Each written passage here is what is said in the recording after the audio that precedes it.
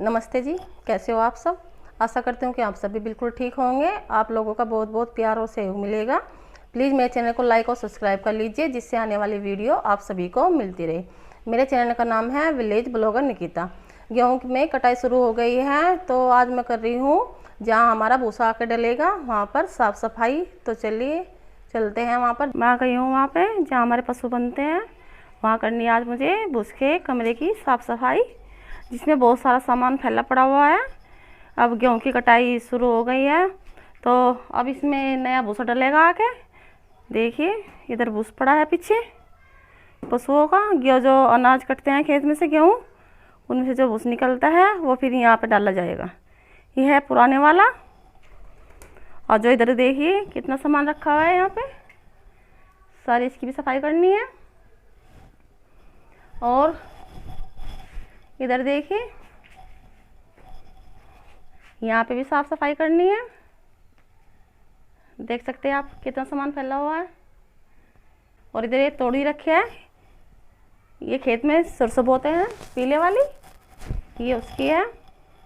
इससे झाड़ू रड़के बनाए जाते हैं, जहाँ पशुओं के नीचे झाड़ू लगाई जाती है ना, उसके लिए। और आज मैं यहाँ की साफ सफाई करूँगी, फिर यहाँ को गोबरी फेरनी है और साफ़ सुथरा हो जाएगा। फिर इसमें नया भूसा के डलेगा। अब जब इतनी तेज़ हवा चल रही है और धूप भी अच्छी निकल रही है, तो सभी के गेहूँ कटने शुरू हो गई है। तो इस कमरे की हम सफाई करके छोड़ देंगे, फिर कोई दिक्कत नहीं रहती। भूस कट के आ जाता है, फिर इसमें डालना रह जाता है बस। आज मेरा काम धूल मिट्टी का है, तो आप लोगों का रिक्वेस्ट आया था मेरे पास कि चेहरे को कवर करके धूल मिट्टी का जो काम होता है वो करना चाहिए। तो आज मैं अपने चेहरे को अच्छी तरह से कवर कर लूँगी। एक चुन्नी का सीरा सर के ऊपर रखा है मैंने, दूसरा सीरा जो है वो मैं अच्छी तरह से पीछे बांध लूँगी। इसे बांधने से वो बार बार खुलता नहीं है, नहीं ही वो उतरता है। इसे बांधने से चेहरे पे धूल मिट्टी या नाक या मुँह से अंदर नहीं जाती है। तो ऐसे ही मैं चेहरे को कवर करके धूल का काम है वो कर लूँगी। आज मुझे उसमें बहुत सारा काम है धूल का, तो इसलिए चेहरा कवर कर लिया है मैंने। भूसा चिपका पड़ा है नीचे, पुराना भूसा है तो चिपक जाता है। उसमें थोड़ी सी रनी होती है, मिट्टी छन के बारीक होती है, वो चिपक जाती है। तो ऐसे ही मैं इस कमरे को साफ़ कर लूँगी। तो यहाँ पर एक डंडी पड़ी हुई है, इसे मैं उठाकर बाहर फेंक दूँगी और मैं झाड़ू से सारा जो भूसा है बारीक बारीक वो इकट्ठा कर लूँगी। सारा बारीक बारीक रनी है, देखिए कितनी रनी उड़ रही है।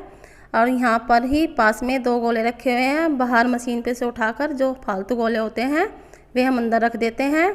तो इन्हें उठाकर मैं खोर में लगा दूँगी, और फिर बाद में जब इस्तेमाल के लिए होंगे तो हम यहाँ से उठा के इन्हें काट लेंगे।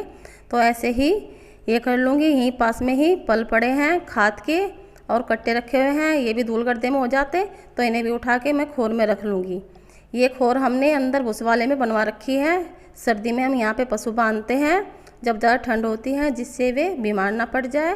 भूस की गरमाई ज़्यादा रहती है, तो यहाँ पे हम बांध देते हैं।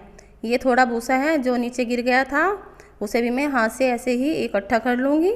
सारे भूसे को जो नीचे का है उसे अलग निकाल कर बाहर कूड़े में डाल देंगे जो ख़राब हो गया है नीचे का। और ऐसे ही मैं सारा कूड़ा बाहर निकाल लूँगी। यहीं पास में मेरी लकड़ी रखी हुई है जो हम चूल्हे में जलाते हैं दूध के नीचे, इन्हें भी उठाकर एक साइड में रख दूँगी मैं। और उसके बाद में अच्छी तरह से सो दीवार पे धूल धाल मिट्टी बैठी है वो भी रड़के से इससे साफ़ कर लूँगी। और सारा कूड़ा बाहर निकाल कर देखिए कितनी धूल आ रही है। तो आज धूल मिट्टी का काम इतना ज़्यादा है, बहुत ज़्यादा। तो ऐसे ही मैंने अपना चेहरा कवर किया हुआ है। तो अब मैं दिखा रही हूँ आपको अपना चूल्हा, जो मैंने एक फूटे हुए तसले में बनाया हुआ है। वो हम दूध के लिए इस्तेमाल करते हैं, कहीं पर भी रख कर इस्तेमाल कर लेते हैं। तो जो हमारा परमानेंट चूल्हा है वो मैंने आपको नहीं दिखाया है। तो मौसम थोड़ा हवा चल रही थी, तो हमने ये चूल्हा बाहर पीछे बरामदे में रख कर वहाँ पर सुबह जो दूध किया था उस पर उसकी राख निकाल रही हूँ। ये राख अब ठंडी हो गई है, तो मैं इससे हाथ से ही निकाल रही हूँ। और उसके बाद जो फूल झाड़ू है उससे अच्छी तरह से साफ़ कर लूँगी। जो थोड़ी मोटी राख बच गई थी वो फूल झाड़ू से वो भी मैं सकेर रही हूँ। देखिए कितनी धूल उठ रही है।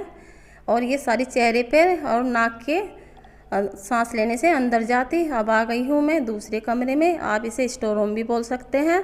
इसमें हमारे पशुओं का रात तब रखा रहता है, और जो हमारे खेत में डालते हैं हम खाद बीज दवाई होती हैं वो भी रखी हुई है। जो हमारा एक्स्ट्रा सामान है जैसे कूलर, खाट और अनाज की टंकी तो हम इसमें रखते हैं। इसे भी मैं अच्छी तरह से साफ़ कर दूंगी। नया अनाज आकर फिर इसमें पड़ेगा ना, तो इसे अच्छी तरह से कवर करके छोड़ देंगे हम साफ़ करके। और इसमें भी पूरी धूल उठी हुई है, और जो थोड़ी मोटी मिट्टी थी, जाले थे, वो भी मैंने झाड़ू से साफ़ कर दी हैं। पीछे रखा है हमारा ड्राम, उसमें सारे कट्टे उठा कर रख दिए हैं, पल वगैरह थे जो। और वहीं पर पास में खड़े हैं मच्छरदानी के बांस, और यहीं पर मैंने झाड़ू लगाकर सारा कूड़ा बाहर निकाल दिया है। और यह है हमारा चोकरा कट्टा जो मैंने बाहर रखा हुआ है, इसे फिर बाद में अंदर रख देंगे। और उसके बाद आ गई हूँ मैं ऊपर छत पे, जहाँ मैंने उपले बनाए थे, आपको दिखाई थी मैंने बलाई लगाई थी, वो अच्छी तरह से हवा में सूख गई है। और यहाँ पर इसी का भी मेरे लिए मदद के लिए आई हुई है, और वो बार बार वीडियो बना रही है, फिर मेरे पास आ रही है तसले में गोसे रखने के लिए। और ऐसे ही सारे गोसे हैं जो उपले हैं हमारे, मैं नीचे उतार लूँगी। बार बार जीने में चढ़ना उतरना बस यही काम रहेगा, इतनी बलाई उतारनी है। तो थोड़े बहुत उपले हैं वे बच जाएंगे, वे बाद में उतारूंगी। जितने खोर के नीचे लगाने हैं वे ही उतारने हैं। तो ऐसे सारे उपले मैं नीचे उतार लूँगी तसले से। और उसके बाद में यहाँ पे खोर के नीचे हैं जो जहाँ हमारे पशु बनते हैं, यहाँ पे लगाऊंगी। मैंने पहली वीडियो में आपसे बताया था कि हमारे यहाँ बटोरा नहीं रखा जाता है, तो ये 3 खाने हैं हमारे खोर के नीचे पशु बनते हैं जहाँ पर, तो वहाँ पर लगा लूँगी।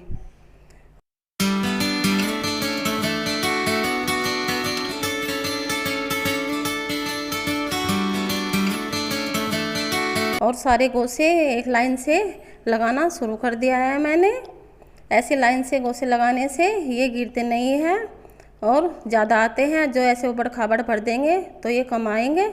ये गहरी खोर है, इसमें 4 लाइन से गोसे लगाती हूँ मैं, ये ज़्यादा आते हैं और सेफ रहते हैं। और इनको फिर मैं गोबर से थेप दूँगी और सारे उपले ऐसे ही लगा लूँगी।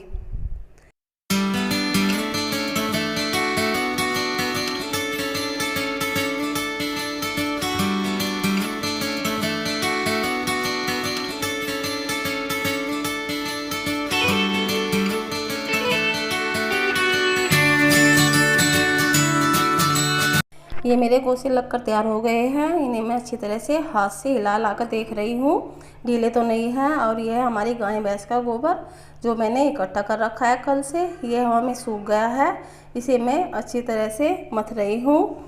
थोड़ा पानी डाल डाल के, उसका गोबर है तो ये थोड़ा खुश्क हो गया है, इसे मैं अच्छी तरह ऐसे ही मथ लूँगी। और मम्मी तसला लेकर आई है छोटा, कह रही है इसमें थोड़ा थोड़ा भर के उधर डाल लेना। जो ये गोबर लगाएंगे हम, इससे लगाने से इसमें मधुमक्खी नहीं पड़ती, न ही चूहे का डर रहता है और न ही बारिश में गीले होने का डर रहता है उपलों का। ये ज़्यादा लंबे समय तक का चलते हैं। हम चूल्हे पर ही दूध गर्म करते हैं, गैस पर दूध गर्म नहीं करते हैं। गैस पर दूध गर्म करने से गैस जल्दी ख़त्म होती है, तो हम चूल्हे पे ही दूध को कढ़ाते हैं अच्छी तरह से। जो गांव में लोग होंगे तो वे ऐसे ही करते होंगे, तो मैं भी ऐसे ही करती हूँ। सारे उपले हैं जो मेरे, वे यहाँ पर लग गए हैं। तो अब मैंने अच्छी तरह से गोबर से थेपना शुरू कर दिया है। सारे उपले हैं, इन्हें अच्छी तरह से हाथ से ठूस ठूस कर, मुट्ठी बना बना कर ठूस रही हूँ। जो इसमें छेद है उनमें अच्छी तरह से गोबर पहुँच जाए और ये गिरे ना। तो ऐसे ही सारे गोबर को मैं इस पर थेप दूँगी। मोटी मोटी परत लगाने से ये भीगे नहीं, और जो ऊपर की परत है बस वो भीगती है। और ऐसे ही मेरे सारे गोबर इस पर थेप दिया है। और ये देखिए मेरे उपले जो हैं कितनी अच्छी दीवार की तरह लग रहे हैं लगने के बाद, और कितने अच्छे लग रहे हैं, जैसे सीमेंट की दीवार हो जाती है। और जो थोड़ा बहुत नीचे गोबर खिंडा हुआ था उसे भी मैं इकट्ठा करके एक साइड में कर दूंगी, यहाँ भी साफ़ हो जाएगा फिर। तो फिर उसके बाद में मैं करूँगी उसके कमरे में लिपाई, जो हाथ से करनी है। तो आ गई हूँ मैं कमरे में, उसके कमरे की लिपाई करनी है। गोभी घोल कर रखी हुई थी मैंने, जो वो भी मेरी मिट्टी और गोबर मिलकर तैयार हो गया है। तो मैं ऐसे हाथ से गोबरी फेर रही हूँ।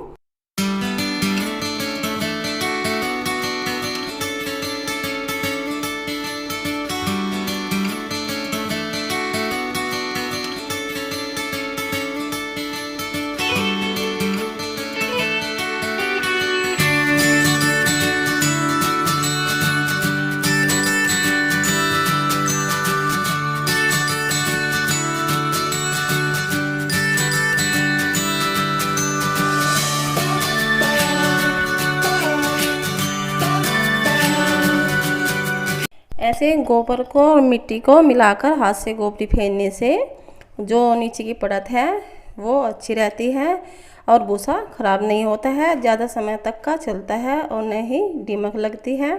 मैं हर बार हाथ से ही ऐसे ही गोबरी फेरती हूँ और लंबे समय तक का चलती है। और हाथ से गोबरी फेरने से सिमट वाली गोबरी होती है जो कपड़े से फेरते हैं वो इतनी लंबी नहीं चलती है, तो हर बार ऐसे ही फेरती हूँ। प्लीज़ मेरी वीडियो को ज़्यादा से ज़्यादा लाइक और सब्सक्राइब करिए, जिससे आने वाली वीडियो आप सभी को मिलती रहे।